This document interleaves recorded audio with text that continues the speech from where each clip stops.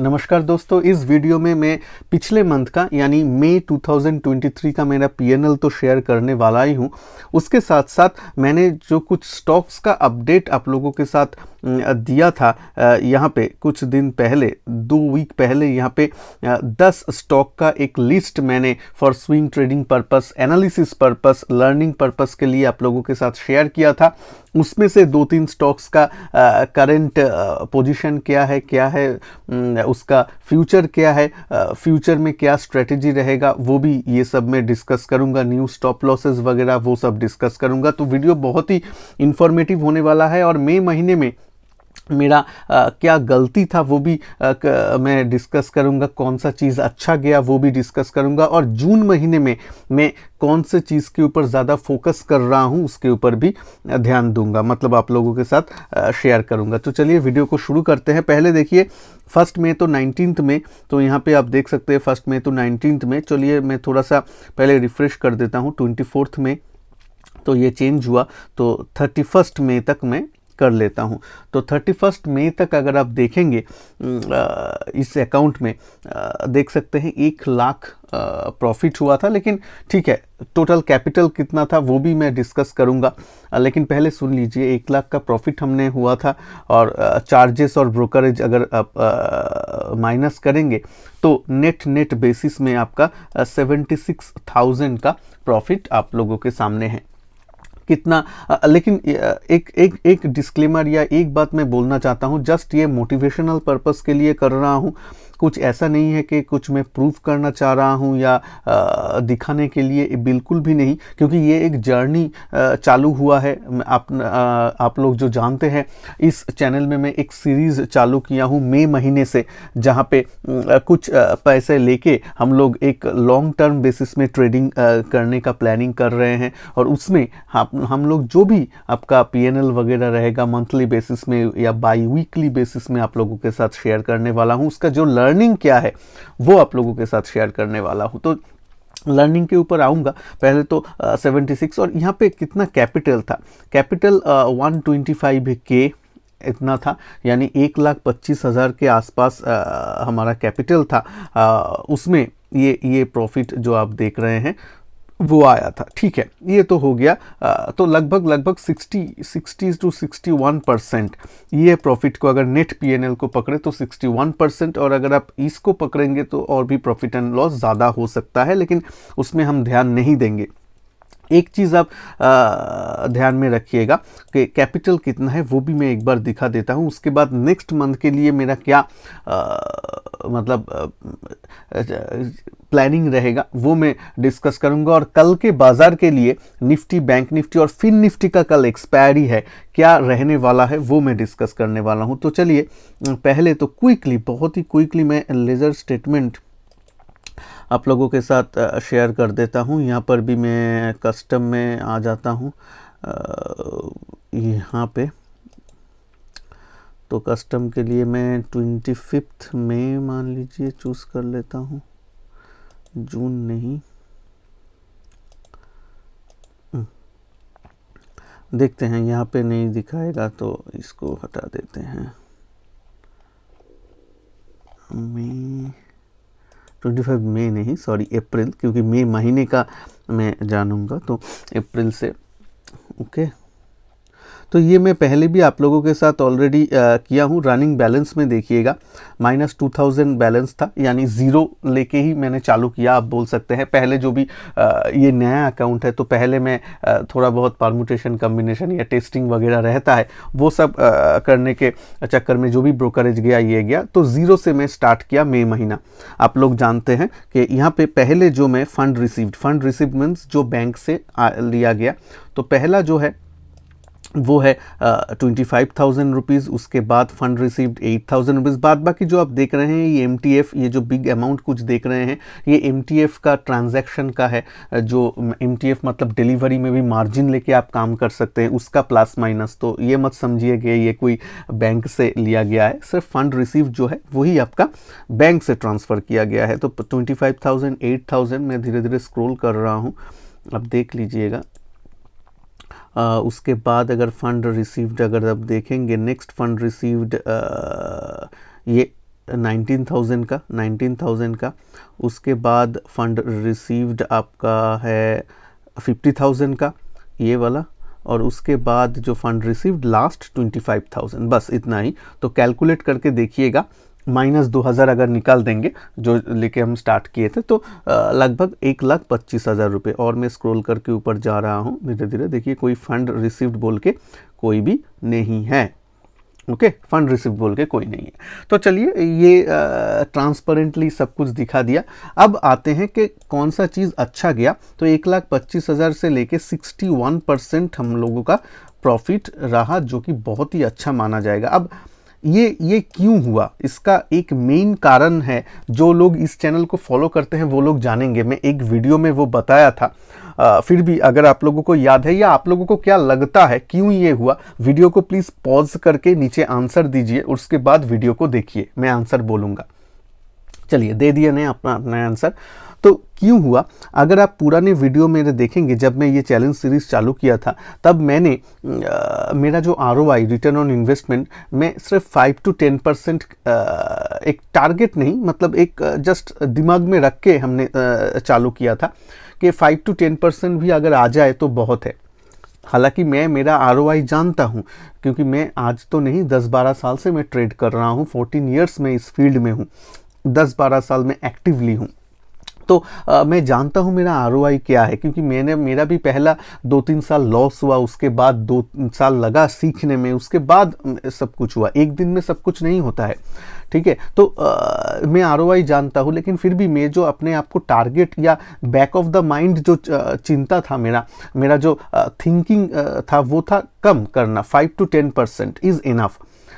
Problem क्या होता है, जो भी रिटेल ट्रेडर लोग आते हैं या एमेचर ट्रेडर लोग आते हैं, वो लोग आके ही मतलब 1,25,000 है लेके अकाउंट में आऊँगा और 1 महीने में ही मैं 50,000 रुपये प्रॉफिट करूँगा, यही पहले से ही मंशा लेके हम लोग आ जाते हैं। अगर पहले से ही ये अप्रोच रहा तो मार्केट आपको नहीं देगा।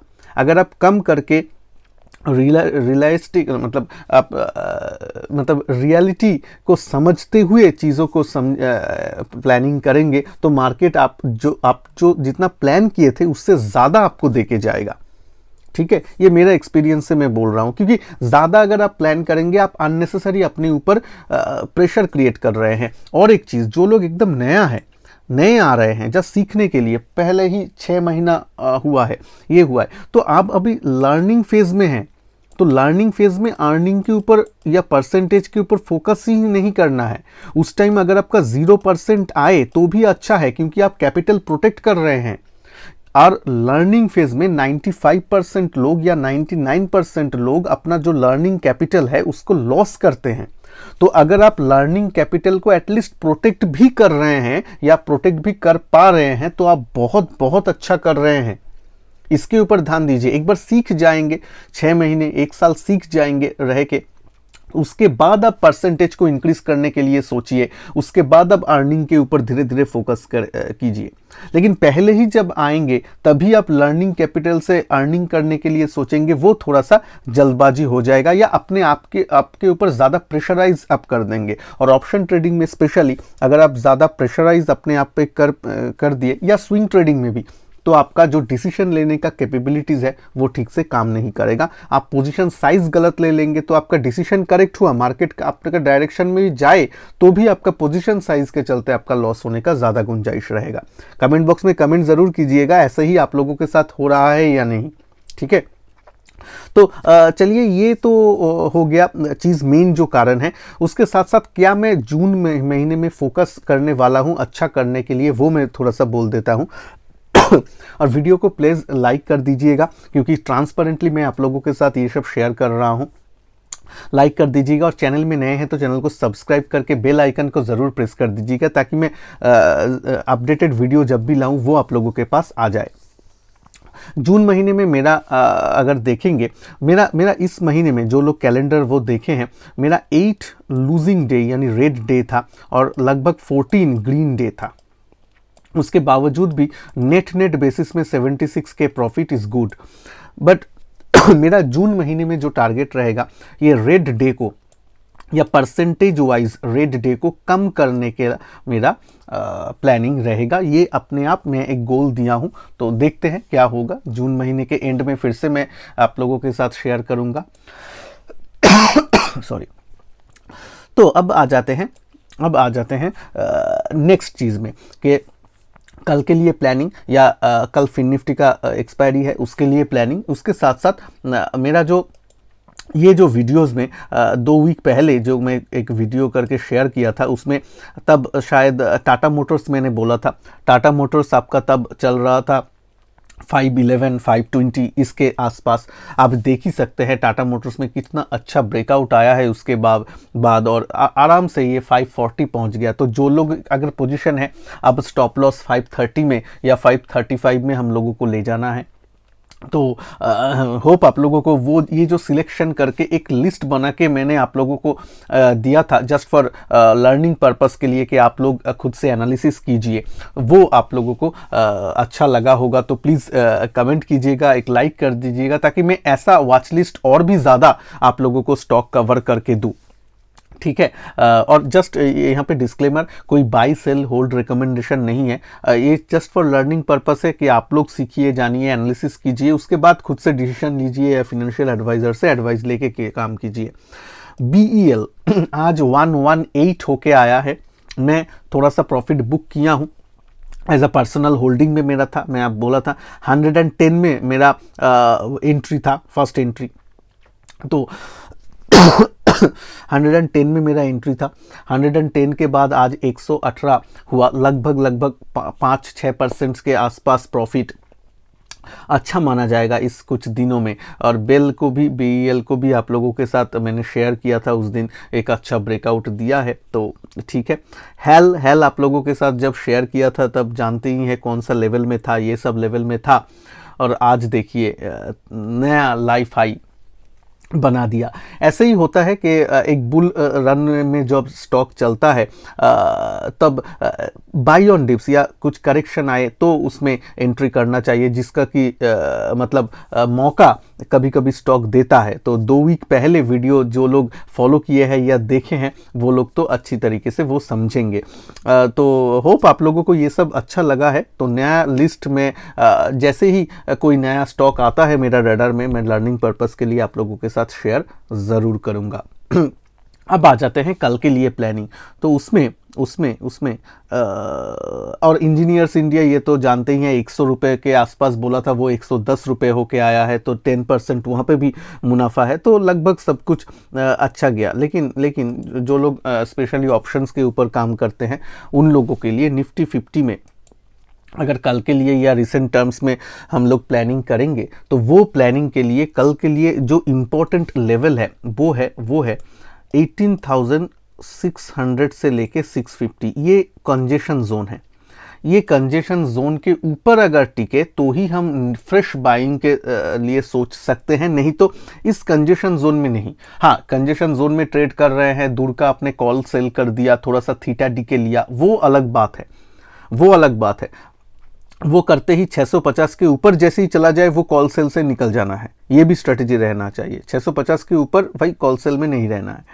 लेकिन अगर वहाँ पे टाइम बीता रहा है तो आप थोड़ा सा कॉल सेल करके ये कमाएं, वो अलग बात है। लेकिन सीरियस ट्रेड बाइंग साइड में 650 के ऊपर होता है। उसके लिए पहले तो 18,600 सस्टेन होना है। दूसरा कंडीशन ये है 18,600 सस्टेन करना है। सस्टेन करने का मतलब है उसमें टाइम बिताना है। ऐसा नहीं कि एक टिक में 650 आ गया तो चलो बाई करते हैं, नहीं, ऐसा नहीं। 600 के ऊपर प्राइस एक्शन करके अगर 650 को बीट करे तो हम देख सकते हैं। नीचे अगर 600 के नीचे 18,600 के नीचे ट्रेड करने लगे तो कॉल सेल करके वहाँ पे वेट किया जा सकता है। मैं पुट बाइंग के तरफ क्यों नहीं बोल रहा हूँ, बिकॉज प्रीमियम थोड़ा सा ज़्यादा रह सकता है। अभी भी एक्सपायरी थोड़ा सा दूर है, तो प्रीमियम में थोड़ा सा अटक जाएंगे अगर एक ही जगह में। जैसे कि आज देखिए, आज मार्केट लास्ट 30 मिनट्स को छोड़ दे तो कुछ नहीं किया, एक रेंज के अंदर गैप अप ओपन हुआ, उसके बाद एक रेंज के अंदर रहा। तो ऐसा रेंज के अंदर रहा तो अगर ऑप्शन बाइंग करेंगे तो थीटा डीके होने का चांसेस बहुत ज़्यादा है, और थीटा डीके के कारण ही आप लोगों का लॉस दिखाएगा।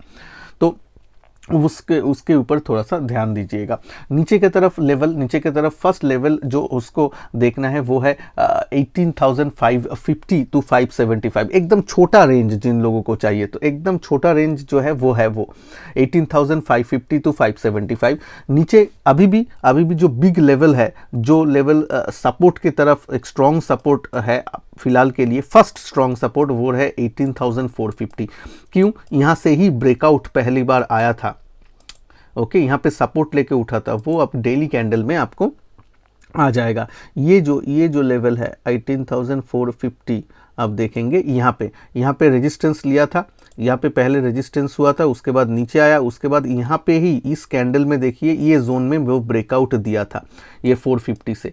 तो ये 450 जोन जो है वो अगर यहाँ पे मिले तो एक फर्स्ट स्ट्रॉन्ग सपोर्ट काम करेगा, और उसके नीचे तो 18,250 वो रेंज है, लेकिन वो थोड़ा सा दूर है, इसीलिए कल के लिए मैं बोल रहा हूं। लेकिन ये पूरा वीक में ही ये दो लेवल नीचे की तरफ हम लोगों को देखना है, ऊपर की तरफ 650 क्रॉस करके उसको टिकना है, एकदम क्लियर कट है। चलिए बैंक निफ्टी आ जाते हैं। बैंक निफ्टी बोल के मैं फिन निफ्टी में जाऊंगा जिसका कल एक्सपायरी है। बैंक निफ्टी बहुत ही संक्षेप में मैं बोल देता हूं, क्योंकि वहाँ पे फिन निफ्टी में थोड़ा सा टाइम कवर करेंगे।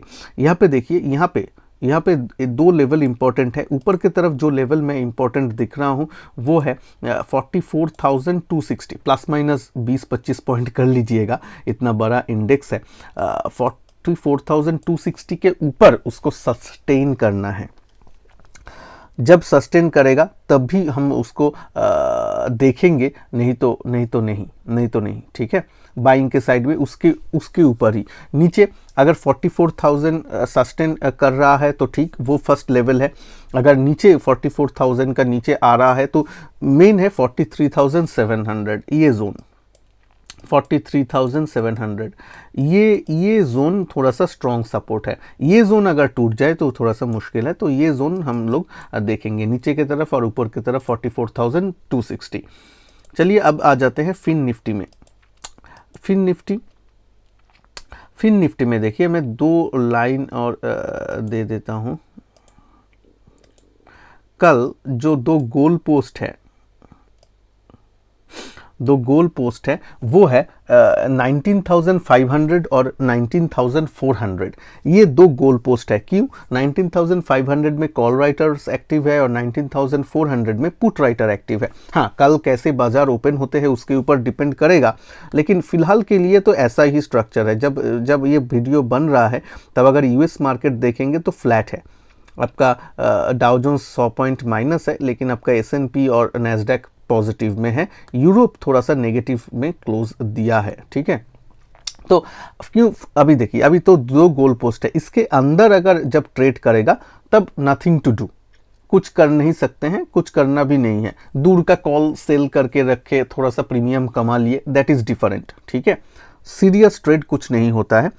अगर हाँ, लाइक 19,550 का कॉल सेल करके थोड़ा सा कुछ पैसा आ गया, that is different, okay. But जब 500 में आएगा तब अगर 500 को ऊपर सस्टेन नहीं करता है तो हम सेल की तरफ सोचेंगे। सेल यानी कॉल सेलिंग, ठीक है, कॉल सेलिंग या पुट बाइंग, प्रीमियम जैसे ही हो, वैसे सोचेंगे। जितना 500 की तरफ आएगा तो तब 19,550 का कॉल हम सेल कर सकते हैं। बहुत रिस्क एवर्स है, आप लोग रिस्की ट्रेडर है, एक्सपीरियंस है, तो 19 एट द मनी कॉल भी आप सेल कर सकते हैं। और वैसे ही जब यहाँ पे आएगा या 19,400 जब ब्रेक करेगा, इसके ऊपर कुछ नहीं। अगर मैं पर्सनली मैं जो करूंगा, 19,400 अगर ब्रेक होकर सस्टेन किया तब पुट राइटर लोग लॉन्ग अनवाइंड कर सकते हैं। तो इसीलिए 19,400 अगर ब्रेक करके सस्टेन करना चाहिए। ब्रेक करके सस्टेन किया तो तब हम लोग वहाँ पे नीचे की तरफ और भी जगह ओपन हो जाता है, तब पुट ऑप्शन या कॉल राइटिंग करने के लिए सोच सकते हैं। तो ये दो अप्रोच रहेगा। और 19,500 के ऊपर एक लेवल है 19,530, ये लेवल अगर सस्टेन कर जाए, मान लीजिए आप देख रहे हैं 2:30 बजे या 2:45 के समय 19,530, 531 ऐसा चल रहा है, तब शॉर्ट एटलीस्ट मत रहिए। बाज़ार में लॉन्ग रहे या ना रहे, शॉर्ट तो कभी भी नहीं रहना चाहिए 19,530 के अगर सस्टेन किया तो, क्योंकि तब शॉर्ट कवरिंग हो सकता है। तो ये लेवल ध्यान में रखिएगा। ओके, तो होप आप लोगों को वीडियो अच्छा लगा है और ट्रांसपेरेंटली मैं आप लोगों के साथ शेयर कर रहा हूँ, वो अच्छा लगे तो प्लीज़ कमेंट करके बोलिएगा और वीडियो को लाइक कीजिएगा। खुश रहिएगा। नमस्कार, जय हिंद, वंदे मातरम।